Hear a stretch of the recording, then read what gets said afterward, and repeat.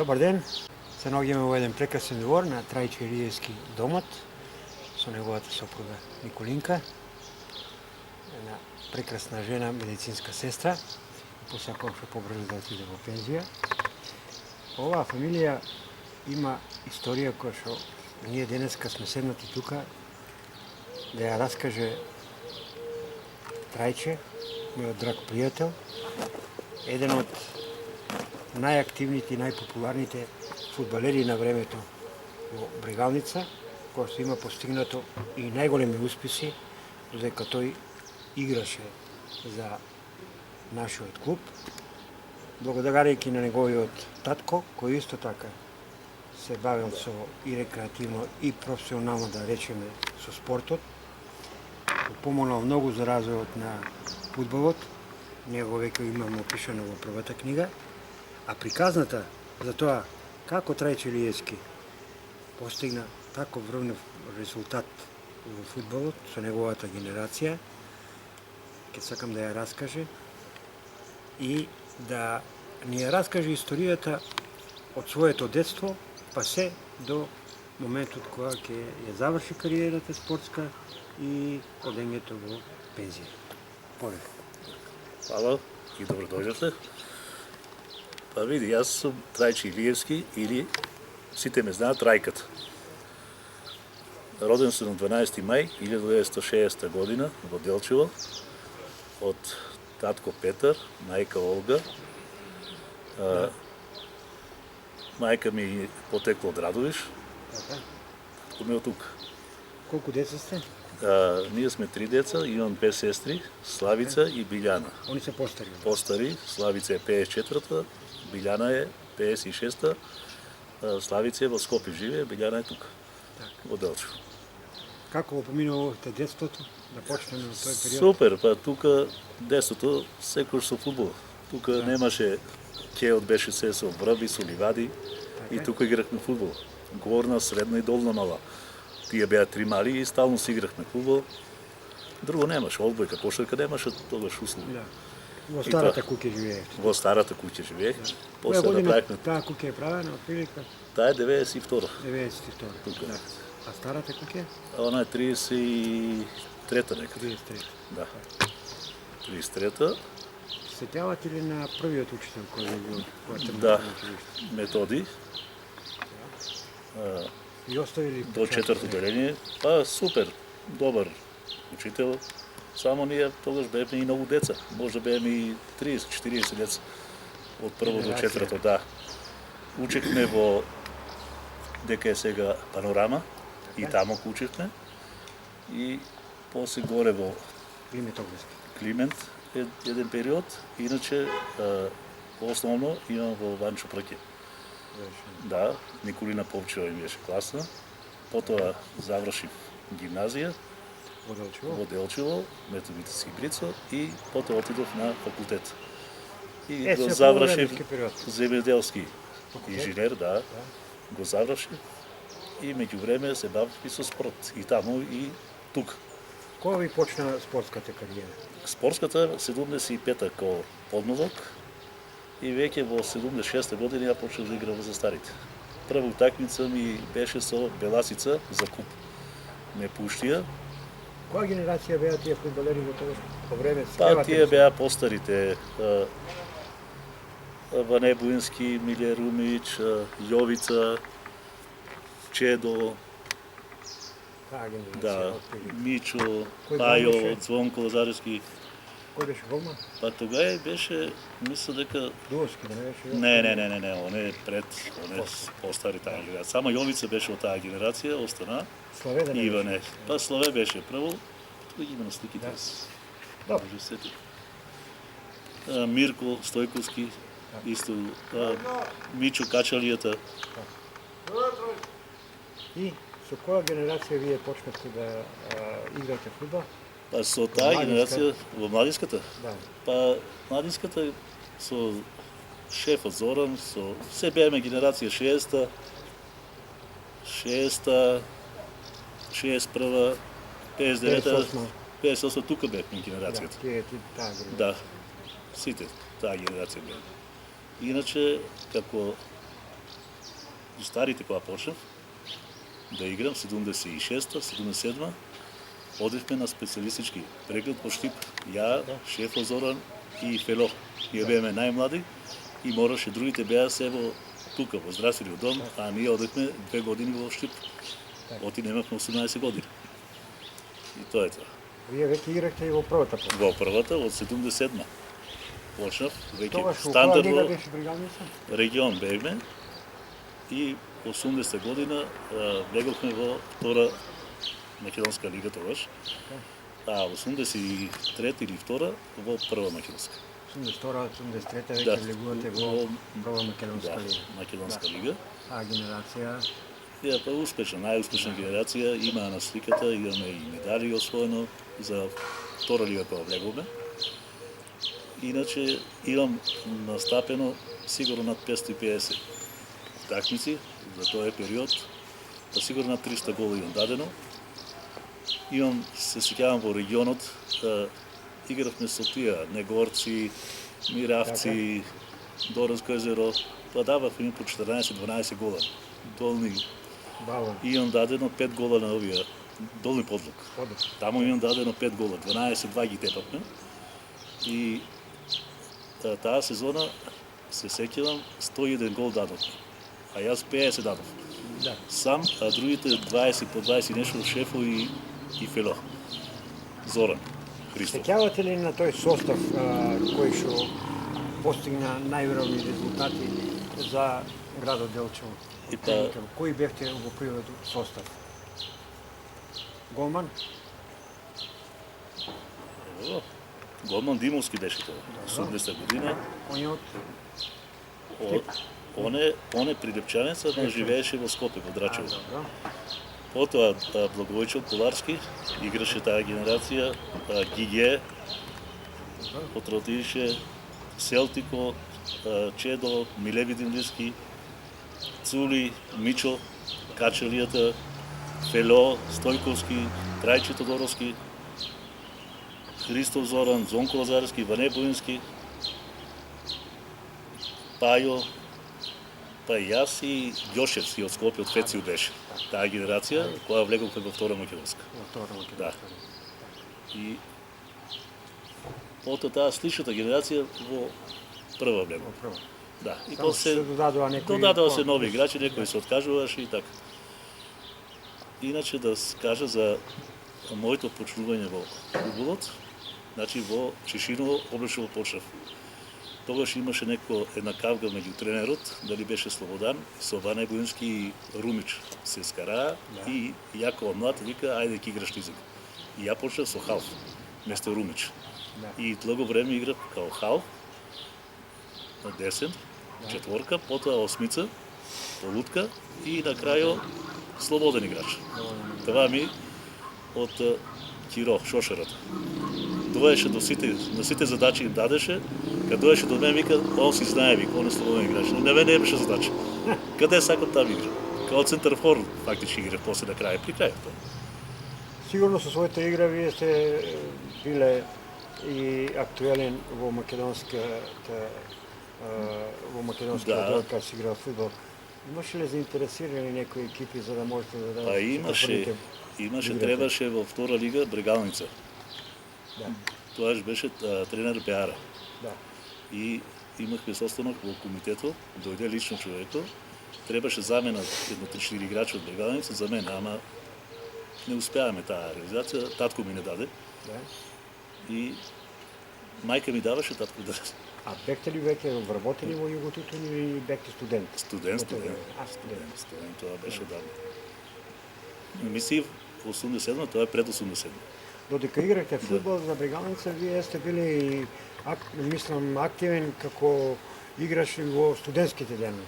Да, како на факултет имам играно и турнири, као вечер што беа, настапувавме таму, екипа си имахме, стално, секоја година на вечер турнири отигравме. Иначе имам учествувано на 2 академијади во Сутиска, Тентише и во Долни Милановац, на Гердап, тоа е Летински Имаше вир. екипи од дека имаше? Имахме од Штип, од Скопје, од Делчево, Мешено, вкочени, факултет што бееме на А таму кои земјоделски. екипи беа? Од кои Па градови? имаше од сите, цела од Југославија? цела Југославија. Да.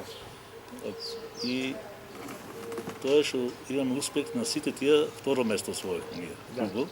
И имам учествувано на универзијада на цела Југославија, 18 универзитети, тогаш беа, во Пула, Медулин, и таму освоивме исто второ место, со сребрен медал. Само не знам кај е медалот се. Мал фудбал или голем фудбал? Мал, се мал, фудбал. се мал, не голем, мал. Мал и успех голем со Пула беше тоа. А кариерата во Делчево беше доста голема и поминавте неколку генерации. Да, многу Тој смени временски може период. над И тренери. над тренери, фудбалери над 80 може да смене кај. Така. А ја бев ностоп. Од 77 до 91. Како беше организацијата на фудбалскиот клуб во тогашно време на Брегалница? Па нормално. Кои беа веќино, кои беа во организацијата? Имаше председатели, Председател.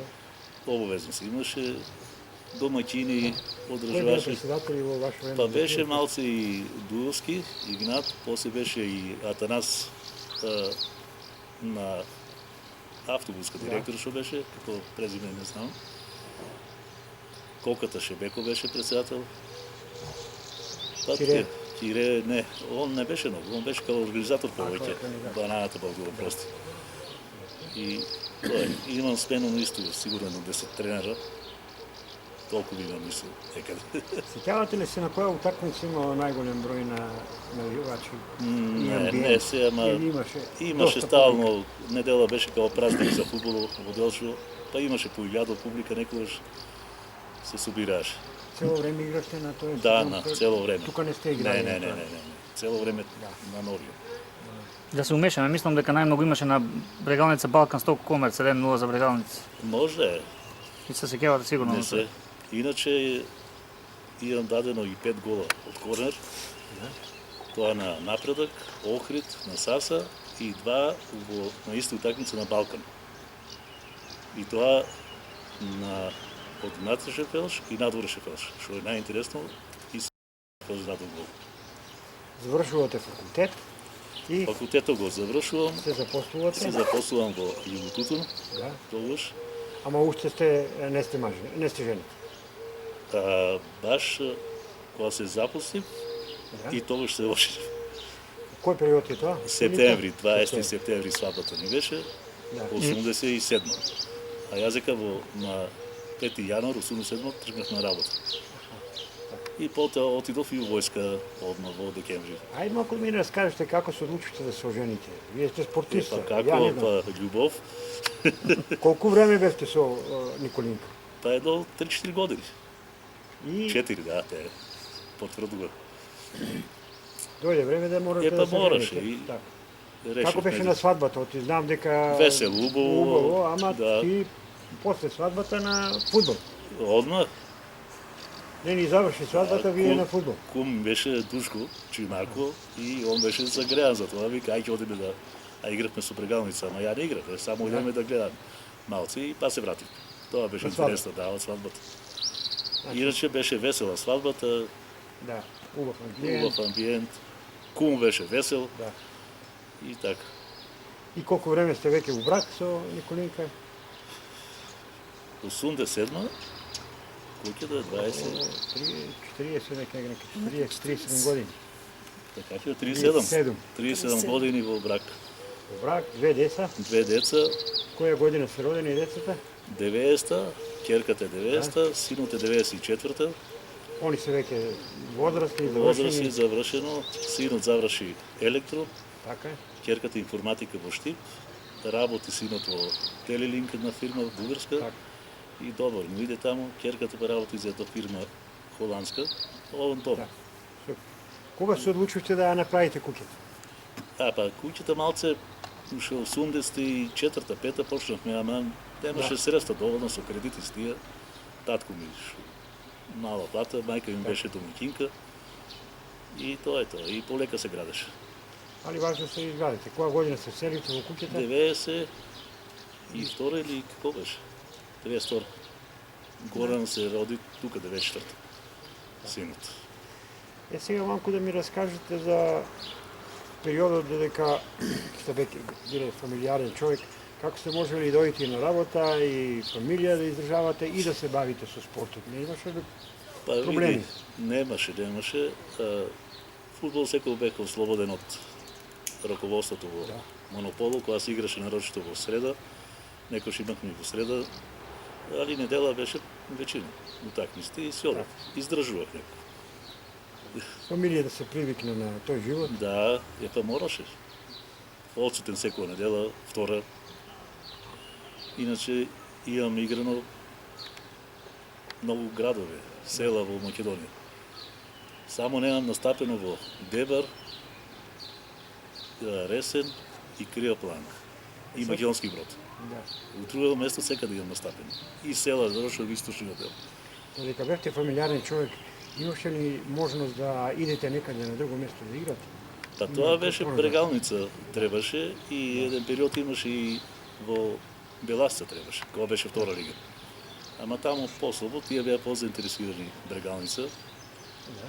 Дојдео тука, ама пред да тргнал за Штип, Старио не даде и така остави. И се остана. И поарно. До која година активно играте? Активно 91 во април заврши Тогаш и заврши кариерата, кариерата, на... да. 31 Во година. 91 играхте во Македонска лига. Да, Да. па тогаш почна главната лига. Што беше прва македонска, ама таа на ниво си на Македонија. Сега нешто за младите генерации. Вашата кариера од почетокот како младенец па до крајот на вашата кариера, во какви услови сте работеле? Дали сте били наградувани како што денеска бара Не, со финансиски средства? по-скромно, повеќе од љубов игравме. Да. Имаме скромни дневници. И јас као студент имавме малце повеќе дневници, ни даваше и за оттаму трошковете, За патување. да, патувањето. А тука нормално беше. Мисля дека имаше околу по 300 динара дневници, скромни. Значи, Тоа поголема што- беше то- желбата то- од срце да се игра, отколку... Тогаш вредеше тие 300. Да. 300 динара, не беа како сега. Да. Това е тоа. Па беа доволно 30, така задоволно. Значи, ние сме тука некаде генерации, знаме, сеќавам си и јас додека играв ракомет, Ракомет, да. од срце се играше. Да, И вие љубов. бевте исто. И исто е. Баш во тој временски период додека ние игравте и вие и Делчево И ракомето. Уживаше да заедно. гледа и ракомет, Па прво и фудбал. на ракомето одевме. Да. И јас како фудбалер гледав ракомет, па одех на фудбал. да. Имаш од 10 си играше ракомето. И не влечеше тоа. И ракомето. Сопругата се слагаше со тоа што играше. Немаше Немаше проблем. проблем. Да. Како можеш да откажеш. И јас сам од 75-та, да, од 67-та додека како ќе откажем. И мора да се игра. Да, мора да се игра. Па сигурно. Немаше. Сите ние имаме таков еден период и ја додека Да. само еден момент ќе ви кажем ја кога се оженив, Билјана вика, још ли ќе играш ракомет? Епа. Ами во срце. И морам да играм. И А па виде, ја исто. таа генерација е иста, Да. вие кога гледа, ама вие бевте многу јака генерација. Ние со таа генерација, Селтик, Тартански, Кајзеро, Ми се чини дека во тој Шефа Зоран Фело, имаше највише публика. Марио, Луче, тие бееме најдобрата генерација така. што Сега да успеа. ми кажете, тоа беше прва македонска лига Да. во Прва бивша македонска. Југославија. Да. Со кои екипи игравте вие во тогашно време? Јас ги знам, али сакам вие да ги кажете. Па игравме со Победа, со Тетекс, Љуботен, Куманово, со Скопски Брегалница, екипи. Скопски, Балкан, Југококта на времето беше Македонија, Ѓорче Петров, Металург, Скопје, Охрид. Балкан, Фецил, Со Охрид. Охрид, Карорман, Да. сите тие екипи, Евгенија. работнички, исто се работнички, Да. игравме Гевгелија Кожов, Богданци, Вардарски, Струмица, Тиверија или не? Тиквеш, Тиквеш, да. Тиверија, игравме у региону. А, у регион. Потоа со Беласица во Македонска лига игравме.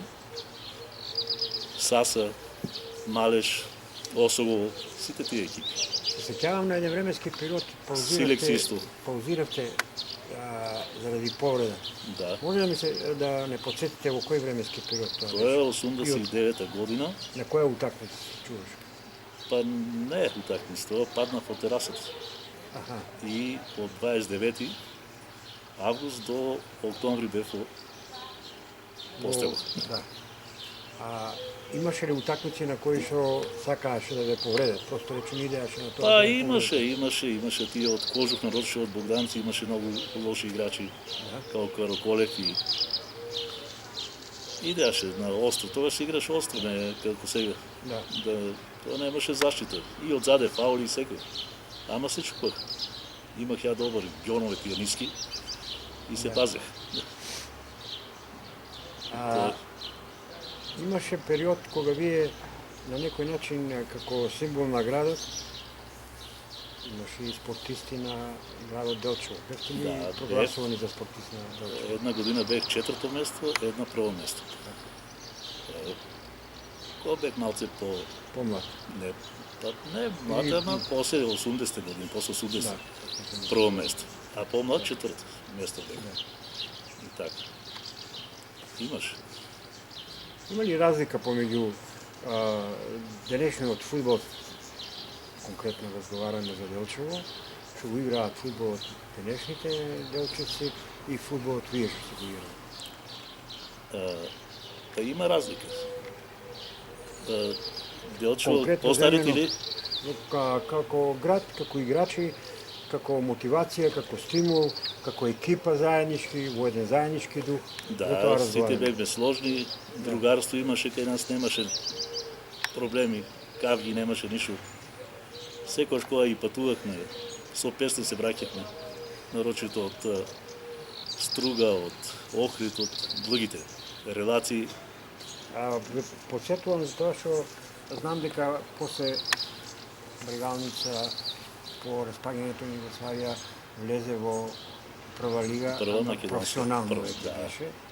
И сосема беше духот. Па друго Таа беше, разлика е многу кај нас беше поарно. Тоа беше Духот. материјалното Да. побитно отколку да се Кај нас игра беше фудбал. љубовта повеќе Да, за спорт. така. И со желби игра. После од со кеф. фудбал, што друго игравте како млад? Нема, Како играте? само Само фудбал, фудбал. само фудбал. Друго не. Друго не. Дали се сеќавате на некои припреми кои ви оставале печаток? Па на Голак секојаш беше добро, там имавме одморалишто што послуеше, Да. там секојаш бевме сместени и там беше За весело. Берово. За Берово беше. И вие како тренер таму кај Берово се сеќаваме оти многу не. Мачеше по снегот. Да. По снегот, Да. кога трчева Бланица нагоре, И се тоа доста сеќавате километри. и доста километри. Километри. И кај Ловниот дол спадавме. Да, да, да. Тоа се сеќавам доста како тренер, кондиционен. Добро, тие се моменти. Иначе имам една случка така со Рудер Радовиш. Да. Таа една екипа влезе една година и толку испадна. Да. Тоаш 5-2 победивме, а јас од слободен удар дадов гол, ама топката излина од мрежата, скина се мрежата. И публиката запна, ле, шут. Каквото е шутот, оно е скапана била мрежата, да. Сигурно да влагај била, тоа ли се сеќава. И Вие сигурно имате и голем број на пријатели за тој временски период од цела Има од Македонија. цела Македонија, имам од Штип, од Астиботија што беа, тие беа и колеги двојца. И другите од Штип што играше за нас. Ја и Кирчето Воров од Кочење. Се дружиме, пријатели сме исто. Има. Секаде, и во Струмица, и во Како Скопје. надоконадувавте времето за фамилиарните врски? Сепак фамилиарен човек. Па, на тренинг, пред тоа се обврските си ги завршувавме. Ти мали Недела- деца треба да се чуваат, да се помага Чувањето, тоа е на невестата. највише. Да, тоа она беше задужено, знаеш. Ја обврски Значи, имав. најголемиот терет Ја на Николинка. на работа, па на тренинг Да. и тоа беше. Нема да забравам. Да? Само да не. На крајот би сакал да кажете едно ваше видување за младите генерации. Еден апел. Како да се занимаваат со спорт? u koji duh da se развиваат. Па, Има треба, разлика од да. тие генерации. Па нема, они се оптеретени веќе со тие мобилни, со тие Facebook и ја мисля дека, ништо. Не. И мисля дека треба да се занимава со спорт. Да. И това е најубаво, и најдобро. Спортот е дружење со Викрирање се, и одржување на здравието. на здравието највеќе и дружбата. Многу е битно да се Имавте ли прилика да се занимавате после со тренерска работа или не? па ме нудеаше еднаш, ама не префатив. Не бе сакавте поти. да- Па на работа бев Да, во Иготуто. Таму во врски. Да, па таму кај веќе 33 години бе Да. во монополо што викаме ние. И сега сум у пензија веќе, Пензија. од 12 мај. Нека ви среќа, Тоа. да сте ми здрави и живи. Фала ви многу на убавите зборови и посакувам се најубаво и на вас и на Фала, вашата фала и на фамилија, вас исто. да ви се исполнат сите жели. Ала и ви исто.